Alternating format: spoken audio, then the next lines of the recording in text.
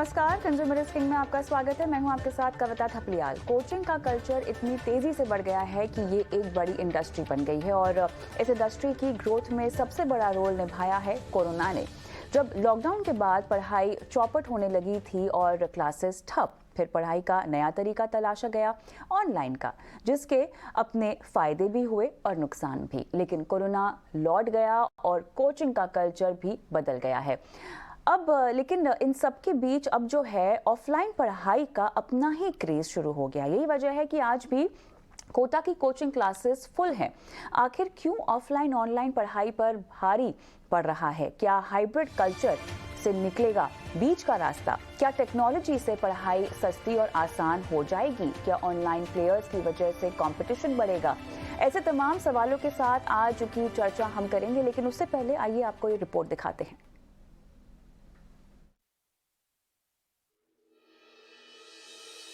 धीरे धीरे ही सही, मगर जिंदगी फिर से पटरी पर लौट आई है। टूरिज्म, हॉस्पिटैलिटी और मल्टीप्लेक्स इंडस्ट्री पहले से ज्यादा मजबूती के साथ खड़ी हो गई हैं और कोचिंग इंडस्ट्री में भी पुरानी रौनक लौट चुकी है।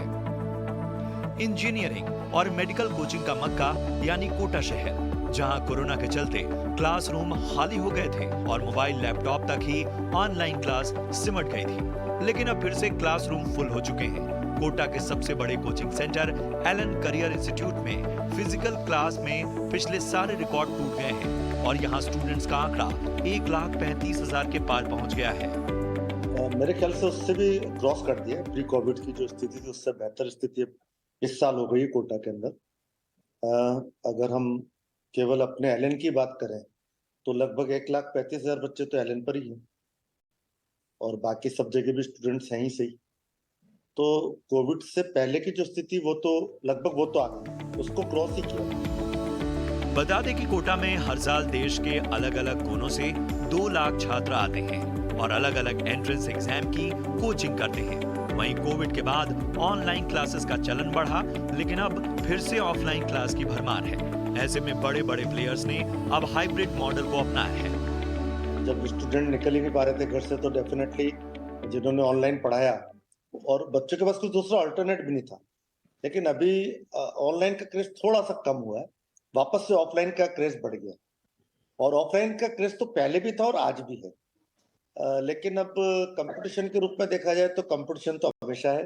जितनी भी एडुटेक कंपनियां हैं ये सब कोशिश कर रही हैं, लेकिन हम हमारे इन हाउस ध्यान दे रहे हैं। पूरे भारत में 2,86,000 बच्चे क्लासरूम में पढ़ रहे हैं और ऑनलाइन के अंदर भी अच्छा करने की हम कोशिश कर रहे हैं। मुझे फ्यूचर ऐसा लग रहा है कि सैंडविच चलेगा, ऑनलाइन और ऑफलाइन का कंबाइन चलेगा। कोटा की कोचिंग इंडस्ट्री 6,000 करोड़ से ज्यादा की हो चुकी है। यही वजह है कि यहाँ कई एडुटेक कंपनियों के साथ बड़े निवेशकों ने भी निवेश किया है, जो कि कंपटीशन सेक्टर के लिए भी अच्छा संकेत है और सभी के लिए ग्रोथ के मौके हैं। ऑनलाइन और ऑफलाइन दोनों का अपना क्रेज बना हुआ है। जैसे कोटा में मेडिकल और इंजीनियरिंग की कोचिंग में कांटे की टक्कर है, लेकिन अब कोचिंग क्लासेस के लिए कॉमन यूनिवर्सिटी एंट्रेंस टेस्ट यानी CUET कोचिंग क्लासेस के लिए सबसे बड़ा मार्केट बनने वाला है। अनुराग शाह, ET नाउ स्वदेश। चलिए, तो इसी मुद्दे पर हम विस्तार से बात करते हैं। हमारे साथ खास मेहमान भी जुड़ गए हैं। Naveen Maheshwari, director Allen career institute, Mohandas Pai, chairman Manipal global at former director Infosys, Pramod Maheshwari, founder director career point, Vivek Sinha, COO Unacademy. आप सभी का स्वागत है इस खास पेशकश में और एक एक करके आपके पास आएंगे और समझेंगे कि ऑनलाइन या ऑफलाइन या हाइब्रिड मॉडल कोटा में पढ़ाई को लेकर कामयाब होगा या नहीं होगा। लेकिन चलिए, चर्चा की शुरुआत सबसे पहले मैं पै साहब के साथ करना चाहती हूँ। यहाँ पर मणिपाल ग्लोबल के फॉर्मर डायरेक्टर मोहनदास पै जी आपके पास आएंगे, क्योंकि कोटा में कोचिंग क्लासेस की अगर हम बात करें तो ओवरऑल ट्रेंड में जो बदलाव फिलहाल दिखाई दे रहा है, ऑफलाइन पढ़ाई को ज़्यादा तरजीह दी जा रही है। इनफैक्ट तमाम इंस्टीट्यूट्स जो कि पहले से वहाँ पर थे अब बढ़ चढ़कर अपनी शाखाएं भी खोलने लगे हैं। दमदार तरीके से जो ऑफलाइन पढ़ाई के मॉडल की वापसी हुई है, इसे आप कैसे देखते हैं? देखिए, भारत में एक बड़ी समस्या है कि हर युवक चाहता है और हर पेरेंट चाहते हैं कि उनके बच्चे IIT चले या तो मेडिकल टेस्ट में पास हो या तो NIT चले एक्सेट्रा। अभी IIT में 15,000 सीट्स है, NIT में करीब 20,000 सीट्स है और उसके लिए करीब 15 लाख लोग एग्जाम के लिए बैठते हैं। और सब लोगों का सोचना है कि अगर IIT में मिल गया, IAS में सीट मिलने को जैसा होगा, उनको अच्छा काम मिलेगा। इसलिए ज्यादा से ज्यादा मिडिल क्लास और लोअर मिडिल क्लास लोग अपने घर बेचते हैं, अपने जमीन बेचते हैं, सब कुछ बेचते हैं और बच्चों को एंट्रेंस टेस्ट पास करने के लिए कोटा जैसे जगह को बेचते हैं। और पिछले 20 साल से कोटा या जयपुर या किसी और सेंटर में एक कंसंट्रेशन हो गया, कंसंट्रेशन कोचिंग क्लासेस का, जो आपको हर दिन 12 घंटा 13 घंटा कोचिंग देते हैं और वो एंट्रेंस टेस्ट पास करने के लिए। इसलिए उनका ब्रांड ज्यादा हो गया है और उनका एक अट्रैक्शन ज्यादा हो गया है, क्योंकि हाई क्वालिटी एजुकेशन में शॉर्टेज है। अभी क्या हुआ, ये सभी एडटेक कंपनी आए थे और कोविड में उन्होंने इलेक्ट्रॉनिक कोचिंग की, लेकिन तब तो लोग बाहर नहीं जा सके। अभी तो सब लोग बाहर जा रहे हैं। अब युवकों के लिए एक चाहिए कि वो घर से बाहर जाना चाहते हैं, वो घर में बैठ के शिक्षा करना नहीं चाहते, घर से बाहर जाना चाहते हैं उनके दोस्तों के साथ। और वो जाना चाहते एक जगह कहाँ, जहाँ वो सोचते हैं कि उनको ज्यादा नेटवर्क होगा, उनको ज्यादा एक कोचिंग में वो IIT एग्जाम पास करने के लिए उनको ज्यादा इनटेक मिलेगा, इसलिए वो जाते हैं। तो पॉपुलैरिटी ज्यादा है, इसलिए सब एडटेक कंपनियां अभी कोटा जैसे जगह जाकर वहां भी वो खोलना चाहते हैं, या तो जो कोचिंग क्लासेस है जो अच्छे कर रहे हैं उनको खरीदना चाहते हैं। प्रभु जी, आप भाई साहब की बात से कितना सहमत हैं? कोरोना के बाद जो ऑनलाइन कोचिंग का ट्रेंड था वो अब कितना बदल गया है? फिजिकल क्लासेस में कोविड से पहले की स्थिति क्या आ गई है? आप इस बात को कैसे देखते हैं? क्योंकि एकेडमिक सेशन पूरा एक ईयर लॉन्ग होता है, तो प्री कोविड की तरफ पहुंच रहे हैं। अभी प्री कोविड की पूरा तो नहीं पहुंचे हैं, मैं ये नहीं बोलूंगा, परंतु अब पहुंच जाएंगे इस साल। क्योंकि ये एजुकेशन का जो पूरा साइकिल है, ये लास्ट ईयर मार्च में शुरू हो गया था और उस टाइम पे हम कोविड से निकल ही रहे थे। तो शुरुआत में तो थोड़ा सा प्रेशर था जून जुलाई तक, पर जुलाई के बाद तो इतना ज्यादा एकदम रेस्पॉन्स आया है कि प्री कोविड लेवल पर बिल्कुल नजदीक से पहुंच गया और इस साल तो अभी बहुत ज्यादा रिस्पॉन्स है। नवीन, अगर इसी का हम थोड़ा सा मंथन करना चाहें, क्योंकि इतना देखो, एक तो वापसी होती है जो कि नॉर्मल स्केल पर वापसी होती है, लेकिन अब ये जो वापसी हो रही है ये बम्पर तरीके से हो रही है। इसको हम कैसे समझे? इसके पीछे वजह क्या हो सकती है? क्योंकि ऐसा नहीं है कि क्लासेस खैर वहाँ पर नई खुली होंगी और तवज्जो यहाँ पर पेरेंट्स को भी होगा कि बच्चे अपनी पढ़ाई की ओर दें, ये भी एक बहुत बड़ा फैक्टर हो सकता है। लेकिन कोई और खास वजह जो आपके ऑब्जर्वेशन में आई हो नवीन?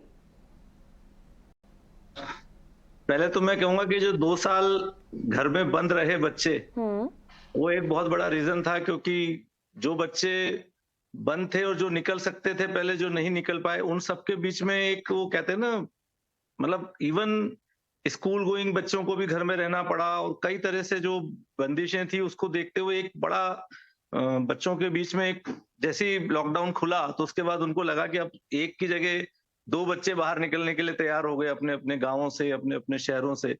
तो वो एक बहुत बड़ा रीजन रहा। और उसके बाद से एक चीज जरूर सबसे बड़ी बात ये हुई कि जो ऑनलाइन में जो एक सीरियसनेस थी, या जैसे कहते हैं कि उसके अंदर उसका वो कंसेप्ट ही क्लियर नहीं हुआ बच्चों का। 2 साल में जो भी उन्होंने पढ़ा उसमें उनको काफी दिक्कतें महसूस हुई। तो उसको देखते हुए भी बच्चों में एक ये भय था कि जो बच्चा बाहर निकल जाएगा और अगर हम नहीं गए तो वो हमसे और बहुत आगे हो जाएगा। तो इस चक्कर में भी एक बहुत बड़ा जो अब क्रेज बढ़ा है ऑफलाइन का, उसके लिए सब बच्चे बाहर आ रहे हैं अपने अपने घरों से, अपने अपने गांवों से, और वो बेस्ट को ढूंढने की कोशिश कर रहे हैं। तो बेस्ट को ढूंढने की कोशिश कर रहे हैं, लेकिन विवेक, ये बेस्ट में क्या क्या ऑफरिंग्स दी जा रही है इंस्टीट्यूट्स की तरफ से, अगर ये मुझे समझना हो तो क्या इसमें कुछ नयापन है, या केवल अच्छे ग्रेड्स, अच्छे मार्क्स का ही क्रेज है जो ड्राइव कर रहा है, जो बाकी तमाम पैनलिस्ट भी हमें समझा रहे हैं? क्या कहेंगे आप? कविता जी, सबसे पहले तो कोई किसी भी स्टैंडर्डाइज्ड टेस्ट में एंड आउटकम तो सबसे ज्यादा से ज्यादा मार्क्स लाना ही होता है, बिकॉज आप कंपीट कर रहे हो दूसरों के अगेंस्ट। तो एक ऑनलाइन कोचिंग कंपनी या कोई भी ऑफलाइन कोचिंग इंस्टीट्यूट बहुत तरह के फीचर्स दे सकता है, बट एंड फोकस तो ग्रेड्स पे ही होता है, because this is a standardised test और आप कंपीट कर रहे हो लाखों दूसरे लोगों से, जैसा कि मोहनदास भाई जी ने बताया, बहुत ही कम सीटों के लिए। अब इसमें अलग अलग कोचिंग जो ऑप्शंस अवेलेबल है बच्चों में, मुझे लगता है कि पैंडेमिक के बाद बहुत सारे इनोवेशंस आए हैं। पैंडेमिक के बाद ऐसा हुआ है कि ऑफलाइन पढ़ने वाले बच्चों के लिए भी उनकी क्लासेस की रिकॉर्डिंग्स ऑनलाइन अवेलेबल है। हाइब्रिड मॉडल भी बहुत सारे आए हैं। हमारे खुद के अनअकैडमी प्लेटफॉर्म पे भी 24 आवर डाउट रेजोल्यूशन है और अनलिमिटेड डाउट रेजोल्यूशन है, जो शायद पहले पैंडेमिक के पहले नहीं होता था। हमारे प्लेटफॉर्म पे भी और दूसरे प्लेटफॉर्म पे भी बच्चों के पास अब ऑप्शंस हैं।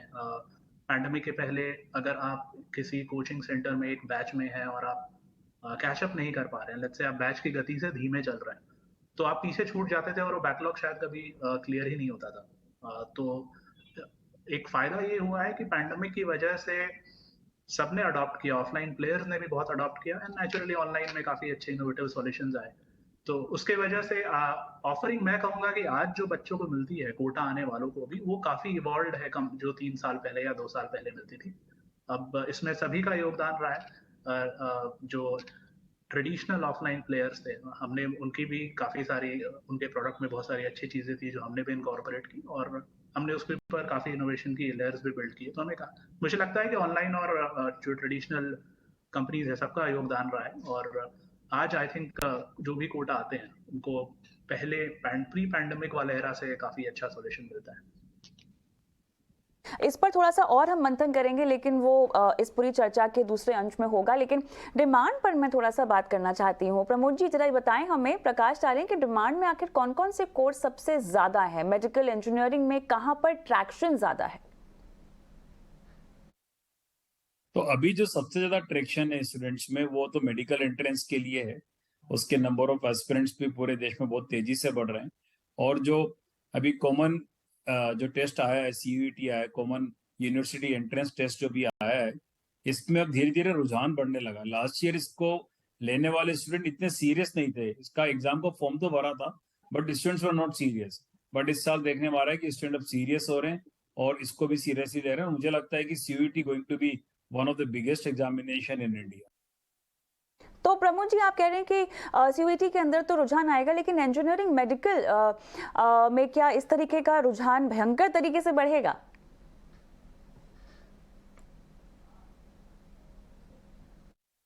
नंबर ऑफ एस्पिरेंट्स तो बहुत बढ़ेंगे। अगर आप रुझान को कोचिंग के पॉइंट ऑफ व्यू से बोल रहे हैं तो कोचिंग में CUET में इतना इंटेंस प्रिपरेशन की रिक्वायरमेंट नहीं होती जितनी इंटेंस प्रिपरेशन JEE या नीट के लिए होती है। तो उसके लिए 2-2 साल लगाकर बच्चे पढ़ाई करेंगे या तैयारी करेंगे, शायद वो तो नहीं होगा। बट हाँ, क्योंकि एक एंट्रेंस है और एंट्रेंस में प्रिपरेशन तो करनी होती है, कॉम्पिटिटिव एग्जाम होता है, तो उसके लिए शॉर्ट टर्म कोर्स या 6 months to 4 month कोर्स की डिमांड बहुत ज्यादा CUET में बढ़ेगी। नवीन, आपका ग्राउंड चेक क्या कहता है, किन की डिमांड बढ़ रही है? देखिए, मैं इसमें 2 चीजें देख रहा हूँ। एक तो मेडिकल लाइन में जैसा प्रमोद ने कहा कि बच्चों में एक इस बार थोड़ा सा इसलिए भी क्रेज बढ़ा है कि एक तो कोरोना में सबसे ज्यादा अगर कोई व्यस्त था तो वो मेडिकल प्रोफेशन था और उसमें उनको कई तरह की दिक्कतें भी आई, लेकिन उनकी एक जो पूरे वर्ल्ड में उनकी जो एक वैल्यू बनी है, तो उसको देखते हुए और प्लस इसके बाद सरकार ने भी, सब सरकारों ने स्टेट लेवल पे या नेशनल लेवल पे काफी मेडिकल कॉलेजेस को भी बढ़ाया है। तो सीट्स बढ़ने से भी फिर एस्पायरेंट्स बढ़ते हैं उसमें। एंड सेकंड, मैंने जो देखा है कि जो अब तैयारी के लिए पेरेंट्स थोड़े से और ज्यादा नीचे, मतलब वो जो लेवल ऑफ प्रिपरेशन के लिए भेजने की बात है वो 6 से शुरू हो गई है। पहले वो 9th पे ज्यादा फोकस था, शुरू में वो 11th पे था। और अगर हम हमारे कोटा की हिस्ट्री की बात करें तो हमारे यहाँ तो पहले कई बार 12th के ज्यादा करने के बाद बच्चे ज्यादा आते थे, लेकिन धीरे धीरे ये नीचे की तरफ ट्रेंड जाता जा रहा है कि जितनी जल्दी हम शुरू करेंगे उतना अच्छा हमारा बच्चा कर पाएगा। तो इसके ऊपर भी अभी काफी मैं देख रहा हूँ कि जो 6 to 10th वाला बच्चा है वो भी कोटा में पिछले साल की अपेक्षा में करीब 100% की उसमें ग्रोथ हमको दिख रही है।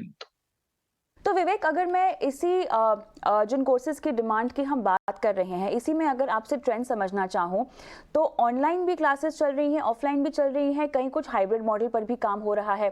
तो मुझे बताएं कि जिन कोर्सेज की डिमांड हम कर रहे हैं, या केवल ऑफलाइन ही हैं जो डिमांड में है, या ऑफलाइन ऑनलाइन दोनों में आप इन कोर्सेज की डिमांड देख रहे हैं? नहीं, डिमांड तो एक्चुअली ऑनलाइन और ऑफलाइन दोनों में ही बढ़ी है। कुछ एंट्रेंस एग्जाम के लिए नेचर डिमांड का चेंज हुआ है। जैसे कोरोना में जब बच्चों के पास ऑप्शन नहीं था तो इंजीनियरिंग या मेडिकल की कोचिंग पूरी की पूरी ऑनलाइन मूव कर रही थी।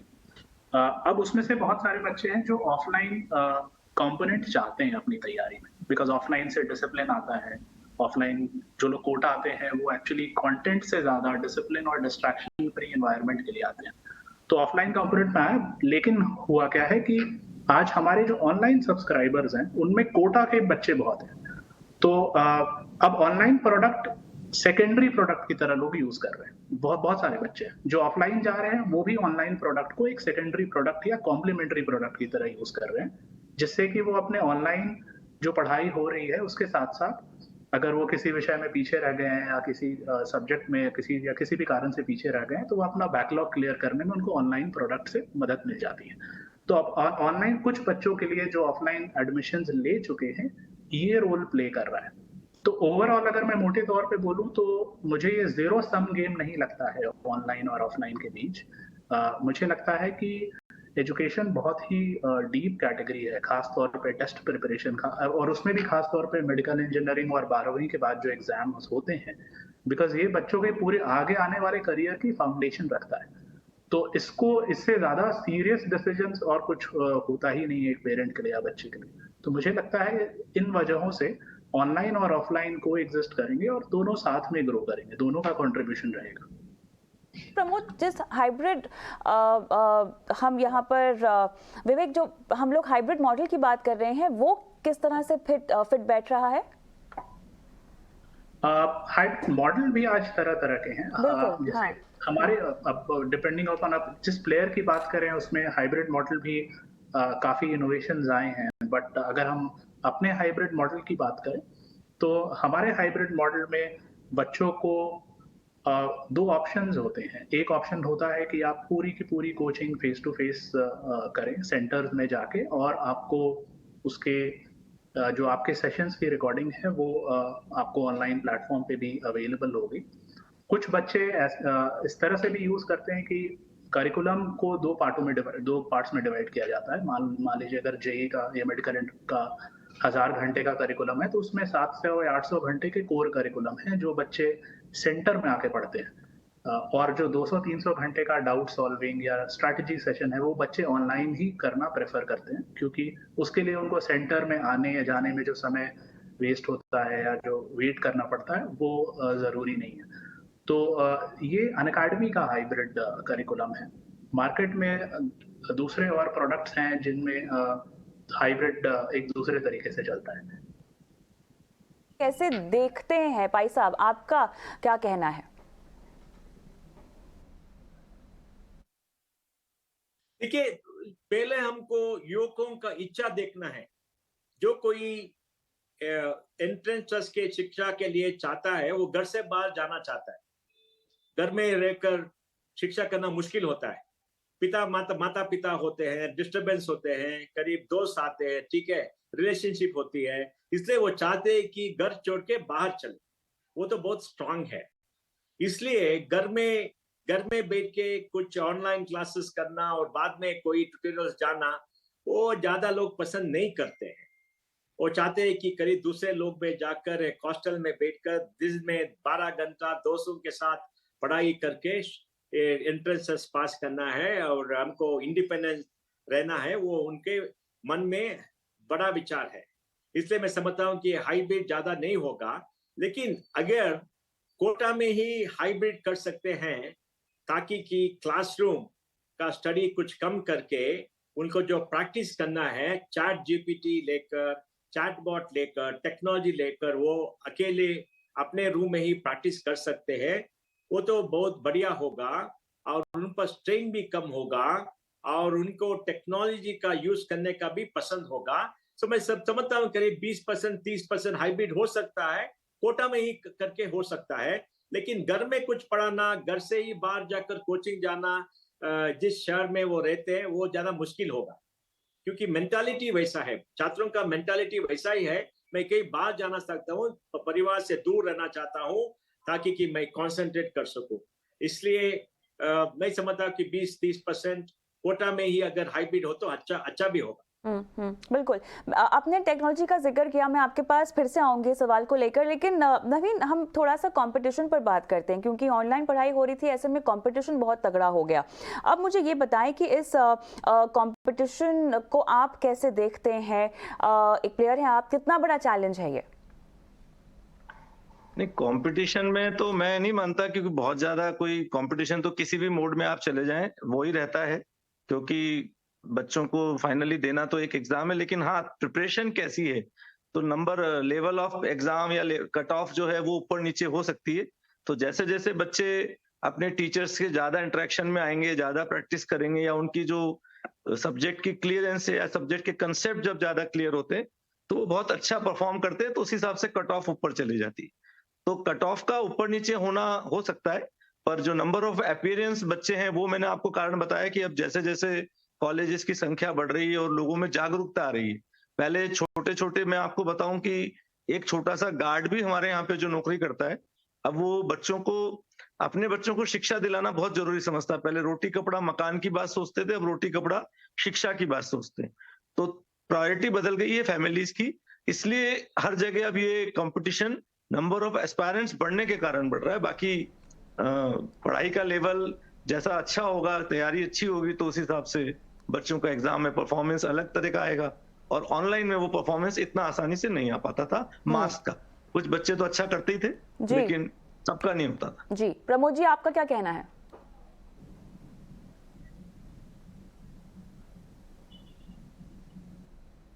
इसमें कंपटीशन ड्यूरिंग कोविड तो काफी था और उसको फेस भी करा। अब धीरे धीरे सब कुछ नॉर्मलाइज हो रहा है, परंतु इसका मतलब ये कतई नहीं कि ऑनलाइन बिल्कुल खत्म हो जाएगा। अब ऑनलाइन ऑफलाइन के साथ कोएग्जिस्ट और एक सप्लीमेंट्री टूल की तरह काम आएगा। तो जितने भी ऑफलाइन प्लेयर हैं, जैसे हम भी हैं कैरियर पॉइंट पर, हम लोग भी सारे जो हमारे वीडियो लेक्चर्स हैं वो स्टूडेंट को ऑनलाइन भी प्रोवाइड करते हैं। तो एक हाइब्रिड फॉर्मेट धीरे धीरे एस्टेब्लिश हो रहा है। और जैसे एक सर्विस में स्टडी मटेरियल की इंपॉर्टेंस होती है, उसी तरीके से ऑनलाइन डिलीवरी की भी बहुत इंपॉर्टेंस हो चुकी है, और वो भी अब स्टूडेंट्स को आगे देना पड़ेगा। तो वे कोएग्जिस्ट करेंगे और शायद कुछ समय बाद कुछ set of students purely online चले जाएं, कुछ set of student purely offline रहें, और कुछ हाइब्रिड रहें। मेजॉरिटी हाइब्रिड रहेंगे। आखिर में विवेक, अब देखिए यहाँ पर जिस तरह से एडटेक कंपनियां जो है इतना विस्तार कर रही हैं, इतने अग्रेसिवली आगे बढ़ रही हैं, हम देख रहे हैं कि ऑफलाइन, चर्चा हमारी इसी पर हो रही है कि कैसे ऑफलाइन अग्रेसिवली आगे बढ़ा जा रहा है।